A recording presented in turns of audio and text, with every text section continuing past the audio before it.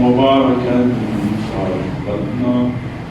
فأنبتنا به جنات وحب الحصيد والنخل باسقات لها طلع نضيد رزقا للعباد وأحيينا به بلدة ميتا كذلك الخروج كذبت قبلهم قوم نوح وأصحاب الرس وثمود وعاد وفرعون وإخوان لوط وأصحاب الأيكة وقوم تبع كل كذب الرسل فحق وعيد أفعينا بالخلق الأول بل هم في لبس من خلق جديد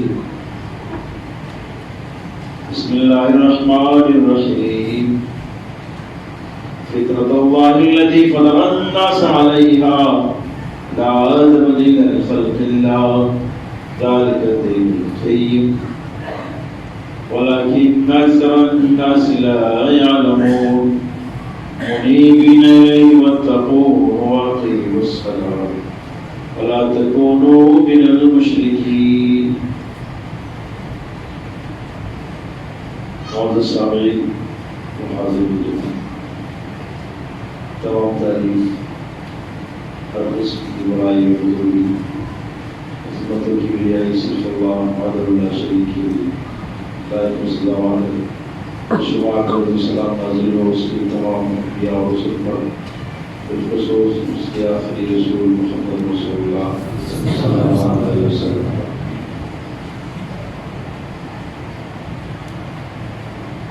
جو لوگ دیر سے آئے ان سے گزارش ہے کہ وہ باہری جگہ دیکھیں یا اوپر کی منزل میں چلے جائیں، گردنیں باندھ کر یاد رکھیں.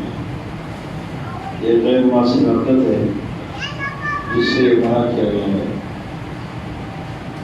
لحاظ رکھیں اس کا. معزز سامعین، اللہ تعالیٰ نے ہم مسلمانوں کو جس دین کا حامل بنایا ہے وہ دین ہے اسلام، اور اس مذہب میں کسی طرح کی کوئی کمی باقی نہیں ہے. اس مذہب نے زندگی کے تمام شعبوں اور تمام گنجائشوں کو ختم کر دیا ہے. سمجھنے کا ہر ایک پر روشنی ڈال کر بات مکمل کر دی ہے. اب اس میں نہ تو کچھ بڑھانے کی گنجائش ہے اور نہ ہی کچھ کم کرنے کی گنجائش ہے، بس عمل کرنے کی ضرورت ہے. معزز سامعین، اسلام اپنے ماننے والوں سے مطالبہ کرتا ہے کہ ایمان کے ساتھ عمل بھی ضروری ہے. یہ آیتیں بارہا آپ نے پڑھی ہوں گی، آمنوا وعملوا الصالحات، آمنوا وعملوا الصالحات کر کے اس طرح کی بہت ساری آیتیں ہیں جس میں کامیابی کی بات کہی گئی ہے، اور اس کی جو شرط ہے وہ یہی کہ آمنوا وعملوا الصالحات. صرف ایمان لانا یہ کافی نہیں ہے. یوں تو ہمیں ایمان بھی ورثے میں ملا ہے، ہم ایمان لائے نہیں ہیں بلکہ ہمیں ایمان ورثے میں ملا ہے. لیکن یہ سب کے لیے ہے آمنوا وعملوا الصالحات. جو ایمان کو تسلیم کیا اور اس کے بعد میں پھر وہ عمل کیا وہی کامیاب ہے، اور جو عمل نہ کیا صرف ایمان ہی کو کافی سمجھا وہ ناکام ہے. وہ ناکام ہے، اس کی دنیا کی زندگی بھی خراب ہو کر رہ جائے گی اور آخرت میں بھی اسے نقصان ہی اٹھانا پڑے گا. آخرت میں بھی اسے نقصان اٹھانا پڑے گا. دنیا تو خراب ہو کر ہی رہے گی، یعنی دنیا کی زندگی بھی اس کی بہتر نہیں ہوگی. بے چینی، پریشانی، اضطراب اس کی کیفیت رہے گی اس طرح کی. اور اسی طرح سے مرے گا تو بھی وہاں پر اس کو چین نہ ملے گا. مرنے کے وقت بھی اسے چین نہ ملے گا کہ وہاں پر بھی اس کی سوچ ہوگی کاش کچھ وقت کی مہلت اور دے دی جاتی اور میں کچھ عمل کر لیتا، خرچ کر لیتا اللہ کے راستے میں اور نیکوکاروں میں اپنا نام لکھوا لیتا. ایک تو یہ چاہت اس کی پوری نہ ہوگی، اور پھر مرنے کے بعد قبر میں بھی اسے محرومی ہی ہوگی، اس کے لیے پریشانی ہی ہوگی، وہ اپنی زندگی پر کفِ افسوس وہاں پر بھی ملتا ہی ہوگا۔ اور یہ مرحلہ گزرنے کے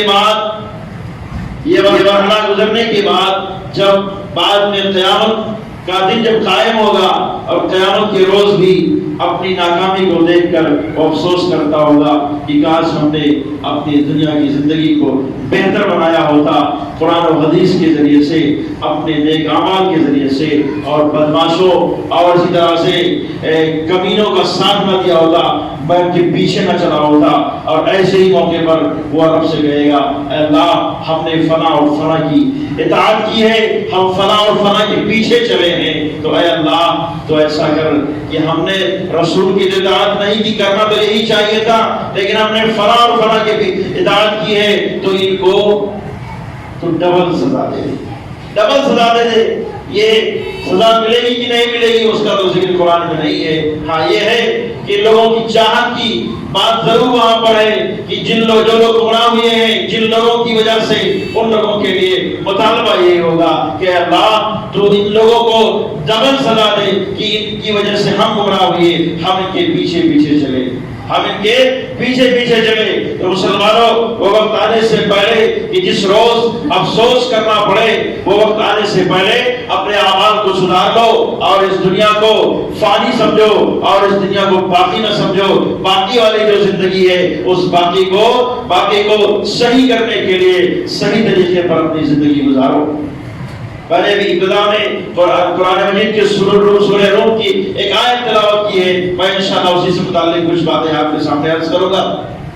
یہ جو تمہیدی باتیں جو ہم نے پیش کیا، اللہ رب العزت نے فرمایا فطرۃ اللہ الذی فطر الناس علیہا، فطرۃ اللہ الذی فطر الناس علیہا۔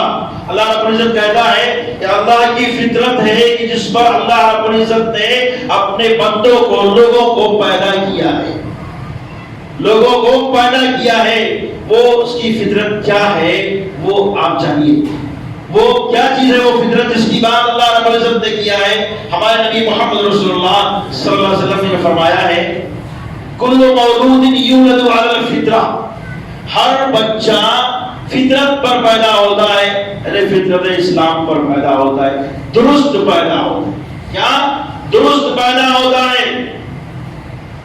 اس کی سوچ غلط نہیں ہوتی، وہاں سے سوچ بدلتی نہیں۔ آپ صلی اللہ علیہ وسلم مزید آگے فرماتے ہیں یہ اس کے والدین ہیں جو آگے چل کر یہودی یا نصرانی بناتے ہیں یا مجوسی بناتے ہیں۔ پہلے وہ کٹکٹا نہیں ہوتا، پہلے وہ چرکی والا نہیں ہوتا، لیکن وقت کے گزرنے کے ساتھ ساتھ اس پر مذہبی شعار بھی لگا دیا جاتا ہے، چاہے وہ مذہب باطل ہو یا حق ہو، بعد میں اس پر مذہبی شعار بھی لگتا ہے۔ تو اسلام کی جو فطرت ہے وہی حق ہے، اور جب اسی پر قائم رہا تو سمجھو کہ درست ہے، اور اگر بدل لیا تو سمجھو کہ گمراہی کی طرف چلا گیا۔ اس کے بعد جو بھی اس کی تربیت کیے وہ اس کی طرف نکل گیا۔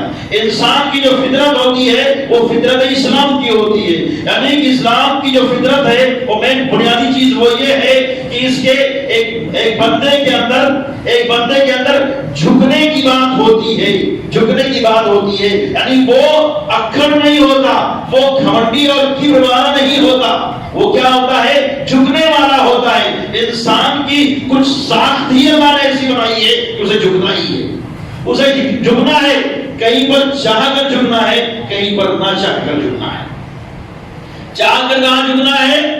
اللہ کی عبادت کے لیے بندے نے قبول کر لیا اللہ کی الوہیت کو، اللہ کی ربوبیت کو، اب اسے جھکنا ہے۔ اور نہ چاہ کر ساخت ہی ایسی بنی ہے، آپ کو زمین سے کچھ اٹھانا ہے تو جھکنا ہے، زمین سے کچھ اٹھانا ہے تو جھکنا ہے، گھر میں گھسنا ہے دروازے پر آپ کو تھوڑا سر نیچے کرنا ہے، کہیں کیوڑ سر میں نہ لگ جائے۔ بہت سارے دروازے ہوتے ہیں نا، تو یہ جھکنا ہے۔